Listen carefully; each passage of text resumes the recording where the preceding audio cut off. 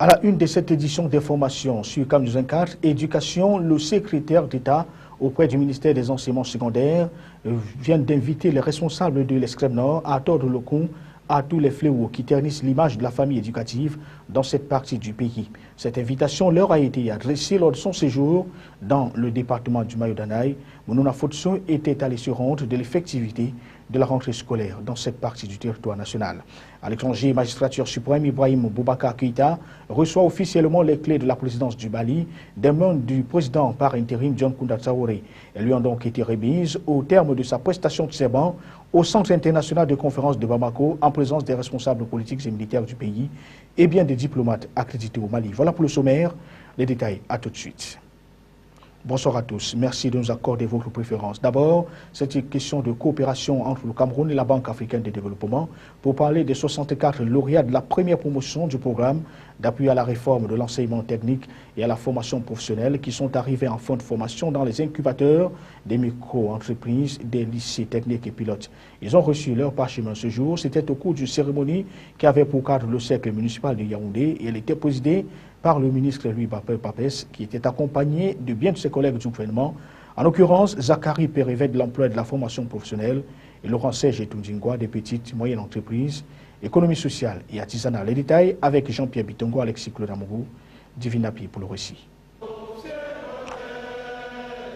Ils étaient 7 à Bamenda, 8 à Bafoussam, 15 à Bertois, 12 à Kolbesson Yaoundé, 5 à Douala Koumassi, 4 à Idéa, 10 à Kribi et 3 à Ombé. Soit un total de 64 jeunes à avoir bénéficié d'une formation dans le cadre du programme d'appui à la réforme de l'enseignement technique et de la formation professionnelle. En prenant la parole au nom des récipiendaires qui font ainsi leur entrée dans le monde de la compétition où seuls les meilleurs tirent leur épingle du jeu, Lembe Koumé Abraham de Kribi, bien que satisfait de sa formation reçue, reste davantage inquiet. Nous avons reçu une formation, nous attendons que ce qui avait été prévu soit prévu. Puisque ça n'a pas encore été le cas, nous attendons. Pour lui, Bapès, c'est une réponse aux préoccupations des jeunes qui veulent acquérir des compétences spécifiques. C'est l'expression de la promotion de la formation entrepreneuriale et c'est également un indicateur d'une activité réalisée par le programme d'appui à la réforme de l'enseignement technique et de la formation professionnelle. Une formation pour l'entrepreneuriat. C'est pour aider ces jeunes gens quand ils n'ont pas pu trouver du travail salarié, qui devient très très rare de nos jours, de s'auto-employer. Cela nous fait plaisir cette formation. Nous avons assisté aujourd'hui à la remise des diplômes pour les premiers formés dans le cadre de l'initiative incubateur pour les micro-entreprises au niveau des lycées pilotes. Et le travail qui a été accompli a été impressionnant. Nous félicitons donc le gouvernement, notamment le coordonnateur aussi du projet, d'avoir mené à terme ces formations. Même si le fonds de soutien aux différents plans d'affaires présentés par ces lauréats n'est pas encore opérationnel, il faut tirer un coup de chapeau à la BAD, la Banque africaine de développement, à travers le Fonds africain de développement qui consacre un volet important à l'appui au développement des incubateurs de micro-entreprises. Activité agricole maintenant et la 4e édition de la fête du manioc qui vient d'avoir lieu en Goulemacon dans le département de la Villa, c'est dans la région du sud du Cameroun. La cérémonie présidée par le ministre de l'Agriculture et du Développement rural a été marquée par la présence de 3 autres membres du gouvernement. Ainsi, en s'adressant aux initiateurs de cette activité, Issimi Meigné a souhaité la création d'une véritable chaîne de transformation à forte valeur ajoutée de cette spéculation. Les détails avec lui de Gonzanga et Akanj Banda. De par la mobilisation populaire et surtout l'innovation qu'elle a connue en matière de transformation, la 4e édition de la fête du manioc qui vient de se célébrer dans la région du Sud a donné la preuve que le manioc est résolument en train de faire sa mue vers l'industrialisation. Pour cela, une production à grande échelle de cette spéculation et surtout de farine s'impose. Le palier supérieur, c'est l'industrialisation. Et pour industrialiser, on ne peut plus aller dans des petits champs d'un demi-hectare. Il faut que les champs soient d'une dimension plus grande. Et tout à l'heure, je parlais du champ semencier que nous avons visité hier, de 10 hectares. Sur 10 hectares permettent de planter 100 hectares. Donc si nous voulons faire plus, il faut faire plusieurs champs semenciers. Et ça demande de l'organisation, ça demande de la planification et ça demande de réunir les capacités. C'est pour ça que les coopératives comme celle que nous visitons ici aujourd'hui, parce que ça c'est l'activité de coopérative, il faudrait que la plupart de nos communautés villageoises s'organisent en coopérative. Tâche à laquelle s'active déjà la société coopérative des producteurs de manioc de l'arrondissement de Ngulmakong depuis qu'elle a reçu 2 tracteurs du Binader. D'ailleurs, elle dispose actuellement de 500 hectares de labour repartis en lots qui n'attendent que des boutures de manioc. La production qui sera issue de ces champs permettra alors de répondre à la demande de l'usine de manioc en voie de construction à Zambedima. Déjà sur place, la quinzaine de stands se trouvant aussi de l'exploitation a permis de voir ce que savent déjà faire ces femmes et hommes en matière de transformation. Au palmarès des produits dérivés du manioc figurent des boissons, des pâtes alimentaires, du pain complet, du tapioca. En guise d'appui, les intrants agricoles et autres matériels ont été octroyés aux membres de cette plateforme coopérative. Plus que les éditions précédentes, cette fête du manioc a été relevée par la présence des ministres Marie-Thérèse Abena-Ondoa, Laurent Sergeto Djingoa et Clémentine Ananga Messina. Revenons dans la capitale économique du Cameroun pour parler d'une bonne orientation qui doit inévitablement aboutir à un employé passé par une formation adéquate, tout en tenant compte des besoins réels des entreprises et du marché de l'emploi. C'est la principale leçon à retenir au terme de la 4e édition de la journée d'orientation et d'insertion socio-professionnelle tenue ce 4 septembre 2013 à Douala, la capitale économique du pays. Il faut dire que les nouveaux bacheliers, pour la plupart, ont été édifiés par des experts du ministère de l'Enseignement supérieur, du ministère de l'Emploi et de la formation professionnelle, ainsi que du Fonds national de l'emploi, entre autres, sur le bien fondé d'une orientation éclairée, car celle-ci doit conduire au développement socio-professionnel et procéder à l'approche par compétence pour la mise en valeur des connaissances acquises. Si l'on ne sera pas mal formé et inadapté au marché de l'emploi, où seul prévaut la compétence. Voici à présent une attitude de quelques formateurs au micro de Camille 4. Il ne sert à rien d'entreprendre des études pour les pousser très loin, avoir un doctorat, un diplôme d'ingénieur et se retrouver après sur une moto en train de faire moto-taxi ou sur un trottoir en train de vendre des SMS. Pourquoi certains se retrouvent avec de gros diplômes en train de faire du moto-taxi? Parce qu'ils se sont mal orientés au départ. Que l'étudiant va s'inscrire à la rentrée ici, il y a déjà une discipline obligatoire. Le projet professionnel de l'étudiant, on l'aide à monter son projet professionnel. En fait, c'est quoi? L'amener à s'interroger sur qu'est-ce que je vais devenir demain. Et en répondant à cette question, il va tout de suite dire pour devenir cela, il me faut telles études. Et c'est ça qui va définir son projet de formation.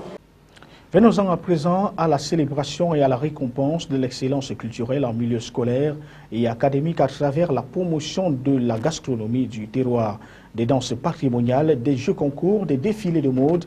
La liste est loin d'être exhaustive. Rendu à sa 3e édition, le festival interscolaire et académique a reçu l'onction administrative de la délégation régionale des arts et de la culture du littoral. Un diplôme de reconnaissance a d'ailleurs été remis à Michel et Edouard Ndoye Messi par l'entremise d'Eric Mintamak, le promoteur du dit événement. Il a par ailleurs et par la même occasion encouragé les autres partenaires privilégiés qui l'accompagnent. Cette plateforme a pour intérêt d'éduquer la jeunesse sur l'importance des valeurs culturelles qu'il faut préserver pour l'avenir de la nation. Nous invitons à présent de suivre l'attitude de quelques personnalités au micro de Serge Tetka. Trouver un intérêt pour promouvoir sa culture, parce que notre culture elle est en déperdition, tout le monde le constate, tout le monde le dit, mais personne ne prend le risque de faire quelque chose parce qu'on se dit miser sur la culture au Cameroun, c'est un gros risque. On sait déjà que l'administration est souvent très lente, mais la célérité avec laquelle l'administration de la culture nous a répondu nous a éblouis. C'est-à-dire qu'à 2 semaines, avant 10-12 jours la demande, on a été appelé et puis ils nous ont créé des facilités auprès d'autres administrations. Et pour nous, on s'est dit, ok, vraiment, ne tuons pas la peut-être la poule aux œufs d'or, et on s'est dit, ok, il serait peut-être important, avant de continuer, de marquer un temps d'arrêt et de savoir dire merci, parce que, vous savez, nous sommes africains, et dire merci est une notion très importante en Afrique. L'initiative nous a semblé digne d'intérêt, d'autant plus qu'elle se déroule en milieu scolaire, donc pour toucher les adultes, pour former la jeunesse. Je crois qu'il n'y avait pas meilleure cible que la jeunesse scolaire. Donc c'est ça, pour être bref, tout l'intérêt de ce projet et également le bilan qui nous a été présenté, qui nous a semblé assez éloquent pour un jeune promoteur qui n'en était qu'à sa deuxième expérience. Éducation, le secrétaire d'État auprès du ministère des Enseignements secondaires invite les responsables de l'Extrême Nord à tordre le cou à tous les fléaux qui ternissent l'image de la famille éducative dans cette partie du pays. Cette invitation leur a donc été adressée au cours de la cérémonie officielle de lancement de la rentrée scolaire 2013-2014 à Yagua, dans le département du Mayo-Danaï. Monona Futso, qui est chargé spécifiquement de l'enseignement normal, a à l'occasion visité quelques établissements pour se rendre compte de l'effectivité de la rentrée scolaire dans cette partie du territoire. Célestine Tabouli, Bintou Akoum nous en dit plus. Placé sous le thème « Une pédagogie de l'excellence pour une république exemplaire », Monona Futsu, le secrétaire d'État auprès des enseignements secondaires chargé de l'enseignement normal, a fait savoir qu'une république exemplaire ne saurait s'accommoder des travers. Il a ainsi rappelé à l'ordre et aux sanctions face aux fléaux qui ternissent l'image du système éducatif, à savoir la corruption, la fraude, l'indiscipline, la désinvolture des encadreurs. Dans le même sillage, le secrétaire d'État auprès du ministère des Enseignements secondaires a souligné d'un grand trait les déviances de tout genre, à savoir les évaluations tronquées, les malversations financières entre autres. Pour lui, tous ces fléaux doivent disparaître pour laisser la place aux défis qui interpellent le système éducatif. Aujourd'hui, après avoir visité quelques établissements, après ce lancement, nous sommes rassurés. Nous sommes rassurés, la rentrée effective, le personnel administratif, le personnel enseignant est en place. Les élèves, même si dans certains établissements c'est timide, les élèves sont également en classe et les enseignants sont en train de donner le cours. Donc, je crois que cette rentrée effective dans le Mayo-Danaï, ce n'est pas seulement dans le Mayo-Danaï, parce qu'il vous souvient que le samedi dernier, à l'occasion d'une table ronde radio-diffusée, nous avons, accompagné de monsieur le gouverneur, pu nous rendre compte que à la veille de la rentrée, tout était prêt dans les 6 départements, n'est-ce pas, de la région. Au cours de la cérémonie qui s'est déroulée dans l'enceinte du lycée classique de Yagua, le secrétaire d'État a déroulé le message du ministre de tutelle à toute la communauté éducative de la région. À l'endroit des enseignants, il leur a demandé d'être des bons pédagogues, de travailler avec dévouement, équité et abnégation afin de mouvoir le goût de l'effort, l'amour patriotique et la conscience nationale aux apprenants. Aussi a-t-il invité les apprenants à éviter les voies de la perdition que sont la fraude, le vandalisme, la violence, la corruption, la paresse, la consommation de la drogue et autres stupéfiants. La cérémonie de Yagua s'est soldée par la visite de quelques établissements secondaires de la place. Rappelons qu'ils sont au total 870 000 élèves de la maternelle, du primaire et du secondaire à avoir renoué avec les salles de classe le 2 septembre dernier. Restons dans la partie septentrionale du pays avec arrêt cette fois-ci à Garoua pour parler de la prévention routière et la gendarmerie nationale dans cette partie du pays qui vient de recevoir des équipements nécessaires pour sensibiliser les populations sur les risques d'accidents de la circulation. Ce sont des motos tout-terrain capables de gravir des pistes rurales sans risque aucun. La définition que donne le colonel Jules César Esso, commandant de la 3e région de gendarmerie, correspond aux engins que les unités de gendarmerie et dans le Nord spécialisées dans la prévention routière ont l'habitude d'utiliser. En outre, ces motos vont servir à prévenir des drames, cela en conscientisant les populations sur les risques récents des hécatombes. Ces équipements vont servir à 5 pelotons routiers dans les localités de Garouan, Garoundéré, Guidère, Maroua, Kousseri.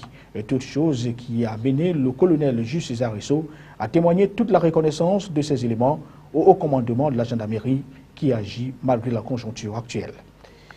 Le délégué régional d'élections Cameroun, là nous parlons politique, dans la région du littoral, rappelle qu'en vertu des dispositions légales en vigueur, la campagne électorale pour le compte du double scrutin législatif et municipal du 30 septembre 2013 prochain débute 15 jours avant la date du scrutin, c'est-à-dire le 15 septembre 2013 prochain, et prend fin la veille du dit scrutin à minuit. Par ailleurs, tous les articles et documents destinés à être utilisés dans le cadre de cette campagne doivent être soumis à l'approbation préalable du délégué régional d'élections Cameroun, matérialisée par la délivrance d'un visa dans le souci de poursuivre la préparation de cette importante échéance dans le climat apaisé et qui l'a caractérisé jusqu'à présent. Le délégué régional d'élections Cameroun pour le littoral invite tous les partis politiques concernés au strict respect des dispositions légales sus-évoquées. Restons avec cette échéance politique pour parler du Rassemblement démocratique du peuple camerounais qui intensifie sa campagne de sensibilisation pour le retrait des cartes électorales. L'équipe du président de la section RDPC B2 Centre 2, Saliou Mouler, est sur le terrain de la sensibilisation de proximité pour le retrait donc de ce document qui sera très utile pour l'accomplissement du droit de vote le 30 septembre 2013 prochain. Il est accompagné ici par la présidente de la section OF-RDPC, Fadimatou Ouaba, et ils viennent donc tour en tour d'enfourcher leurs chevaux de bataille en direction des ménagères de leurs circonscriptions politiques respectives. Le détail, c'est avec Giscard Aman Bonnier, Amadou Bello et Bintou Akoum. L'heure est à l'intensification des préparatifs dans les différents états-majors des partis politiques en course pour les législatives et municipales dans le Nord.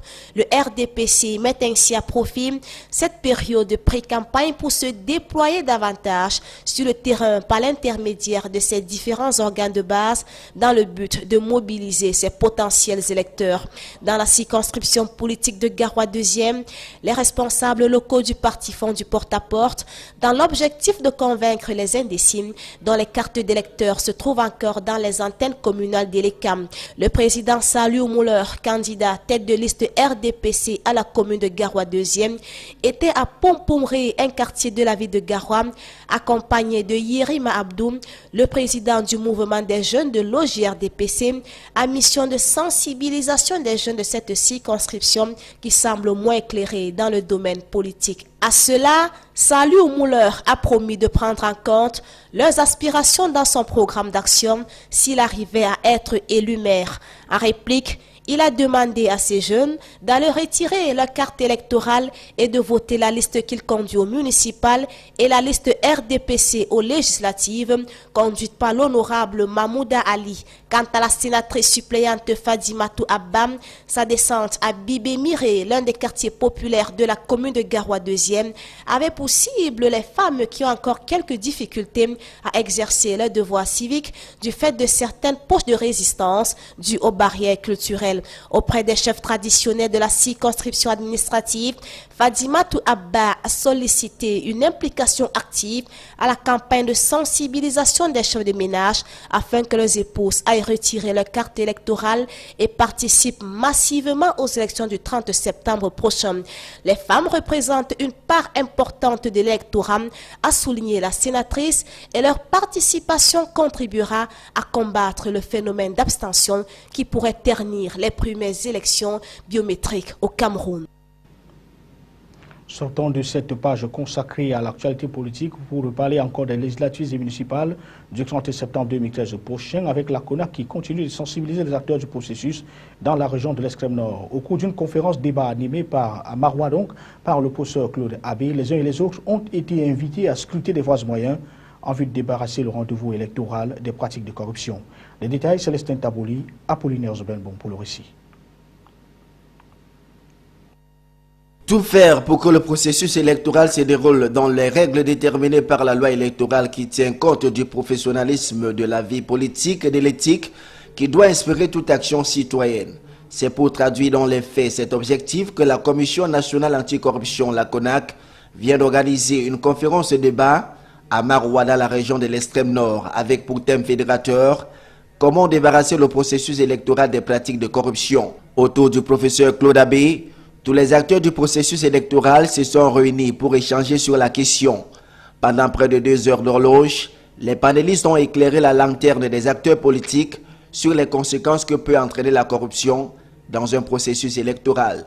Comme effet nocif au dit processus, l'on va relever l'achat des consciences, la manipulation des populations, l'entorse à la démocratie. La conférence a été appuyée par des exemples précis, avant, pendant et après le scrutin, avec pour objectif majeur de permettre à chaque citoyen d'opérer un choix politique libre et responsable. Le modérateur de la conférence a, à cette occasion, interpellé tous les acteurs politiques pour leur implication afin que la corruption électorale n'entache guère le double scrutin du 30 septembre prochain. La phase des questions-réponses a permis de mieux édifier les uns et les autres sur certaines zones d'ombre lors de cette conférence et débat entamée depuis le 7 août à travers les 10 régions et dont l'extrême nord constitue la dernière étape. À l'étranger, on parle magistrature suprême avec Ibrahim Boubacar Keïta qui reçoit officiellement les clés de la présidence du Mali des mains du président par intérim John Kounda Traoré. Elles lui ont été remises au terme de sa prestation de serment au Centre international de conférence de Bamako ce 4 septembre 2013 en présence des responsables politiques et militaires du pays et bien des diplomates accrédités à Bamako. Vainqueur de l'élection présidentielle du 11 août 2013 dernier, on se rappelle qu'il avait glané 77,61% de voix. Les détails, Donald Anouzoa. Costume et cravate sombre sur une chemise claire, main droite levée, Ibrahim Boubacar Keïta a lu le serment contenu dans la constitution malienne devant la Cour suprême. Je jure devant Dieu et le peuple malien de préserver en toute fidélité le régime républicain, de respecter et de faire respecter la constitution et la loi, de remplir mes fonctions dans l'intérêt supérieur du peuple, de préserver les acquis démocratiques, de garantir l'unité nationale, l'indépendance de la patrie et l'intégrité du territoire national, a déclaré IBK. Je m'engage solennellement et sur l'honneur à mettre tout en œuvre pour la réalisation de l'unité africaine, a-t-il ajouté. Plus d'1 millier de personnes vont longuement applaudir sa première allocution.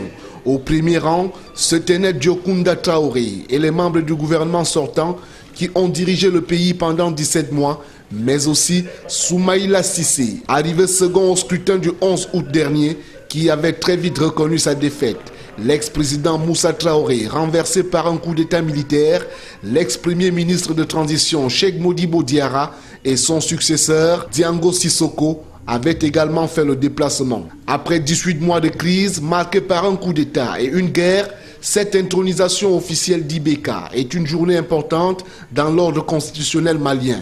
Une autre cérémonie d'investiture, moins formelle cette fois, est prévue le 19 septembre à Bamako avec la présence de plusieurs dirigeants étrangers. Dans le registre des défis, ils sont nombreux ceux qui attendent le nouveau président malien invité à se mettre au travail au plus vite. Reconstruction économique, réconciliation nationale ou encore reprise en main de l'armée. On parle du nom du Premier ministre et de la formation d'un gouvernement d'ici la fin de la semaine. Dans le reste de l'actualité hors de nos frontières, c'est la Syrie encore en première ligne avec Barack Obama qui est en Suède à la recherche des soutiens étrangers à sa politique syrienne. L'essentiel de l'actualité internationale, la course de la rédaction de C24. Barack Obama en Suède à la recherche de soutien étranger à sa politique syrienne.